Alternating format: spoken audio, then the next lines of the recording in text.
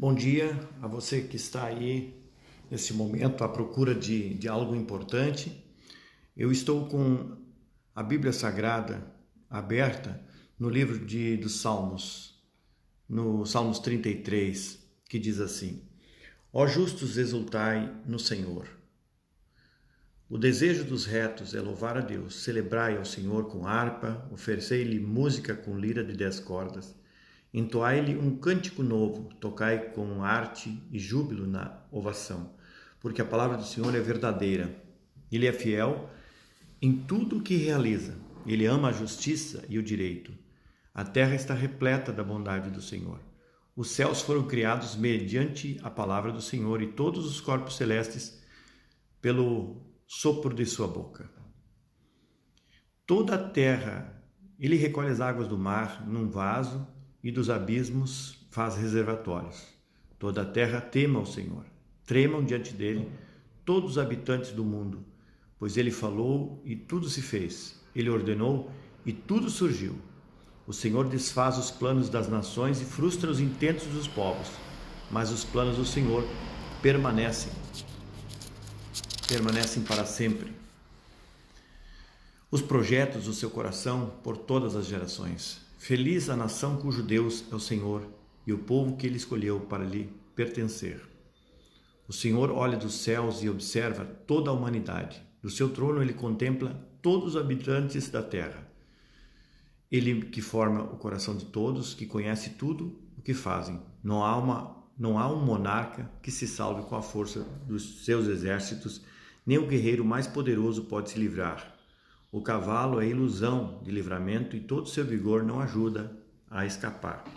Eis que os olhos do Senhor estão sobre os que o temem e sobre os que firmam toda a esperança em suas misericórdias, para livrá-los da morte e garantir-lhes a vida, mesmo em épocas de fome. Todo o nosso ser espera no Senhor. Ele é o nosso amparo, a nossa proteção. No Senhor se alegrará nosso coração, já que em seu santo nome colocamos toda a nossa fé. Derrama sobre nós a tua bondade, ó Senhor, em proporção às esperanças que só em ti depositamos. Nesta manhã, o que é mais importante nessa reflexão é que a parte onde ele diz: os olhos do Senhor, no verso 18, os olhos do Senhor estão sobre todos que o temem, sobre os que firmam toda a esperança em suas misericórdias, para livrá-los da morte e garantir-lhes a vida, mesmo em épocas de fome. Todo o nosso ser espera no Senhor. Ele é o nosso amparo e a nossa proteção. No Senhor se alegrará nosso coração, já que em seu santo nome colocamos toda a nossa fé. Vamos refletir sobre a fé. O que realmente é a fé para você e para mim?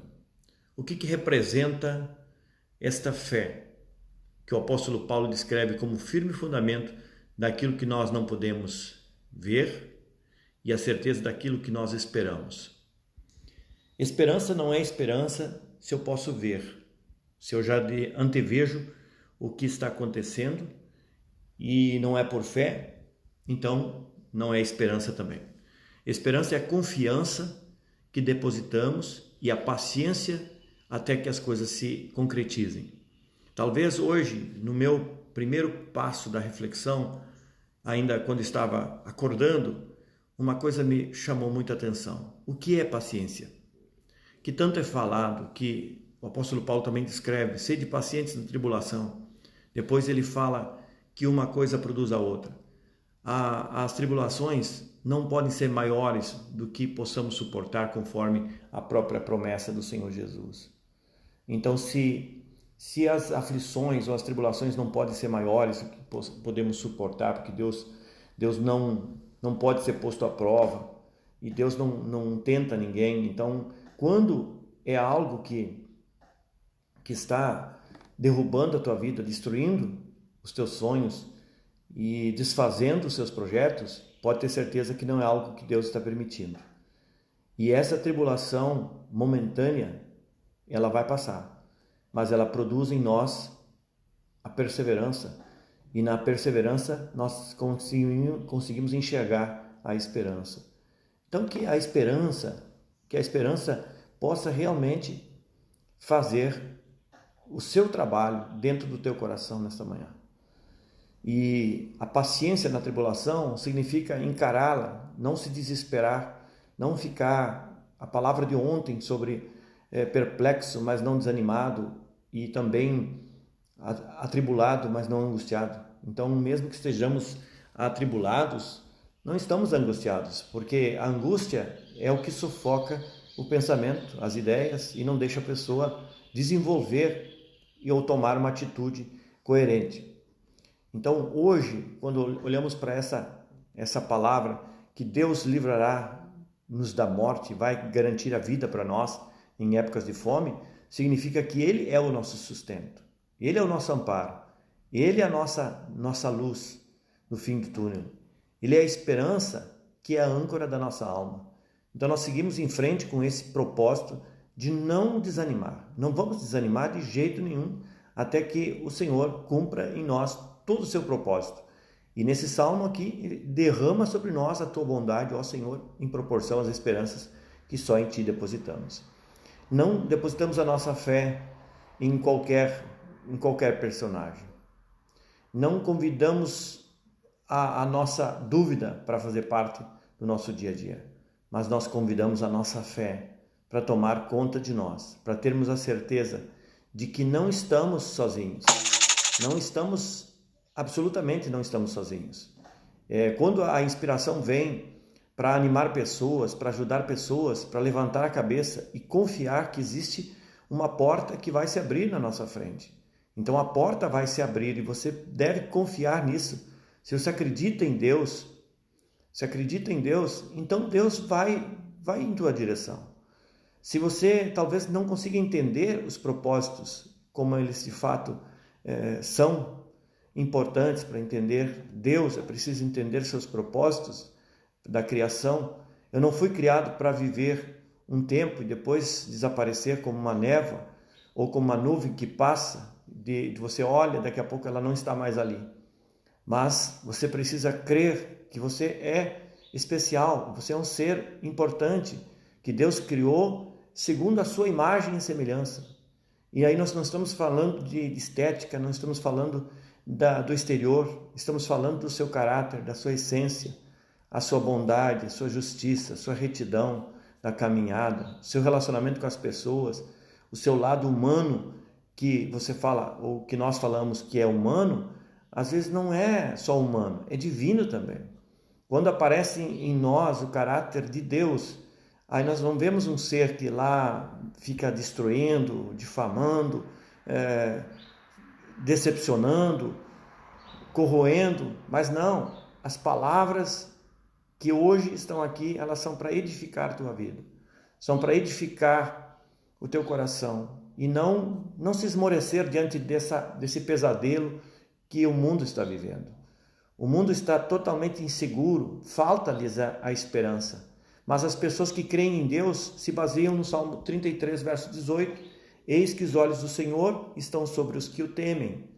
E quando fala que os olhos de Deus estão sobre os que o temem, ele não está falando que as pessoas que têm medo dele, os olhos dele são sobre os que têm medo dele. Mas sim sobre os que o reverenciam, sobre os que o admiram, os que o adoram. Muitas pessoas acham que adorar a Deus é levantar as mãos ou fazer uma longa oração. Não. Adorar a Deus é o gesto da entrega o tempo todo. A gente procura fazer aquilo que é certo e exclui aquilo que é errado. Aquilo que nós já conseguimos entender que é certo, se nós cumprimos com essas obrigações, aí o passo seguinte é mais fácil. Primeira tarefa mais fácil, aquilo que eu já entendo. Depois descobrir aquilo que é mistério para mim. Então muitas pessoas perguntam para mim, Adelar, mas como se pode um ser humano se relacionar com um ser invisível? É que o ser não é invisível. Eu gosto de um pensador que disse, não era nem pensador, foi o Frei Beto que usou essa palavra e um pastor retransmitiu essa palavra. Ele disse assim que enquanto o ser humano não enxergar Deus no seu próximo, ele não tem nada de Deus dentro dele. Porque se nós enxergássemos Deus, nós ia fazer de tudo para agradá-lo e para demonstrar para Ele o quanto nós somos dele. Mas nós podemos fazer isso tratando melhor as pessoas que estão próximas de nós. Nós podemos fazer isso tratando do bem-estar das pessoas que estão próximas de nós. Quem já não teve uma atitude de ajudar alguém? Todos. Até o pior marginal, ele tem dentro dele preservado ainda alguns atributos divinos. Pode ser isso? Sim, porque o ser humano foi criado com a essência divina, ele foi criado segundo a imagem e semelhança de Deus. E essa semelhança é na estrutura, do caráter, da alma dele. Então ali ele ainda preserva algumas coisas da identidade quando ele era bebê, quando ele era criança, quando nasceu, na pureza do ser. Porque Jesus, em certa feita, disse: aquele que não se tornar tal qual a essa criança, as crianças que vinham até ele, e os discípulos queriam impedi-lo porque ele estava descansando, e as mulheres vinham com seus filhos para que ele as abençoasse, e os discípulos disseram: não, o mestre está descansando, vocês não podem atrapalhá-lo no seu descanso, na sua cesta, deixa o mestre. Só que Jesus, vendo a aflição das mães, querendo ajudar seus filhos, protegê-los e fazer com que a vida deles fosse boa, e que o Senhor fosse realmente dar atenção para elas, que os olhos de Jesus fossem se voltar para suas crianças, ele disse: deixa vir a mim os pequeninos, porque delas é o reino dos céus.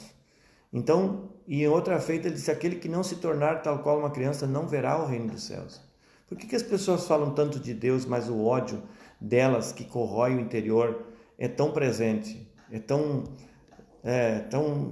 visível a atitude em cada momento?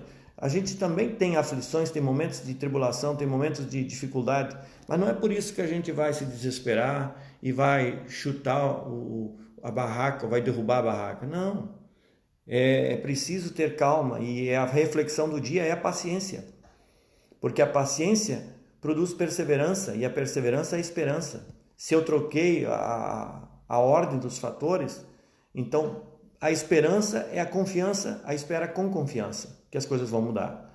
E a perseverança é o aprofundamento daquilo que eu já sei fazer. Eu vou perseverar, ir mais fundo. Eu preciso cavocar melhor, preciso chegar aonde está o tesouro. E talvez hoje nós tenhamos um grande tesouro que está aí dentro do teu e do meu coração, que nós podemos colocar para fora. Principalmente estimulando alguém que está desanimado, está desesperado e hoje precisa de uma palavra amiga que traduza que existe alguém que se importa. Existe alguém que se importa com tua vida, porque eu abri mão do meu horário de trabalho, eu entrei nessa sala para trazer para você e para mim mesmo a reflexão à tona. Eu quero trazer para fora aquilo que está escondido dentro de nós, que se nós não falarmos, ninguém vai saber o que nós pensamos ou o que nós gostaríamos de fazer pelo próximo. Talvez durante o decorrer desse dia as pessoas poderão assistir esse vídeo e podem tirar as conclusões, mas hoje existe muito pensamento a respeito de religiosidade, mas a respeito de Deus tem muito pouca coisa. Porque Deus não dá para estudar em laboratório, não dá para pesquisar. Deus é preciso que abramos nosso entendimento, que sejamos tocados por Ele e que a gente consiga entender a revelação da vontade de Deus em nossa vida. Revelar significa abrir uma cortina, descortinar algo que é misterioso. Então, se eu preciso, se eu quero, eu posso. E esse convite não é para mim, é para todas as pessoas, em qualquer lugar, aonde estiver uma pessoa que abra o seu entendimento ou que incline-se para Deus, Deus se inclina para ele.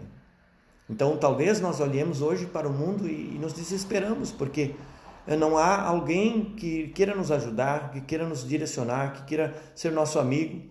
Porque, primeiro, que hoje em dia o mundo, o relacionamento dos interesses é maior do que a verdadeira união entre as pessoas com propósitos definidos de ajuda sem esperar nada em troca.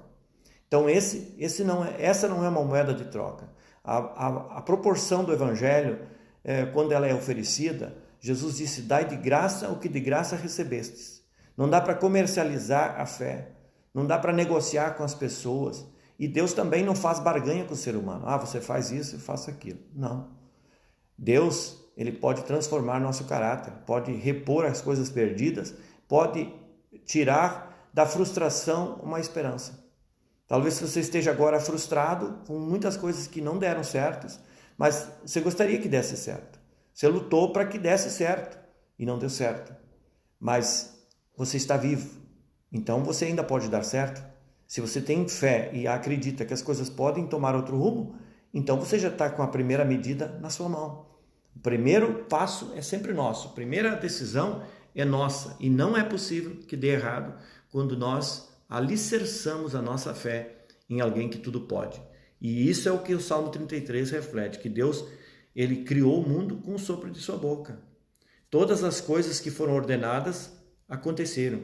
Talvez a tua fé nem alcance o criacionismo, você pensa mais na evolução, mas nós temos a chance hoje de provar de Deus em nossa própria vida. E cada um precisa ter sua própria experiência para poder definir sua caminhada e enxergar esse amigo invisível, mas não dá para caminhar isoladamente servindo a Deus. Deus quer que tenhamos a decência de refletir a sua luz sobre pessoas que estão em trevas.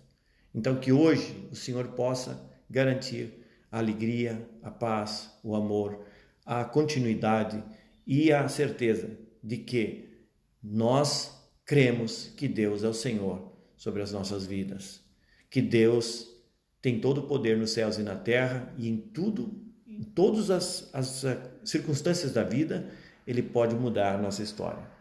Tenha um ótimo dia e que o Senhor possa fazer a sua vida frutificar, se multiplicar ao ponto de você chegar no seu sonho realizado, no seu propósito alcançado. Tenha um ótimo dia.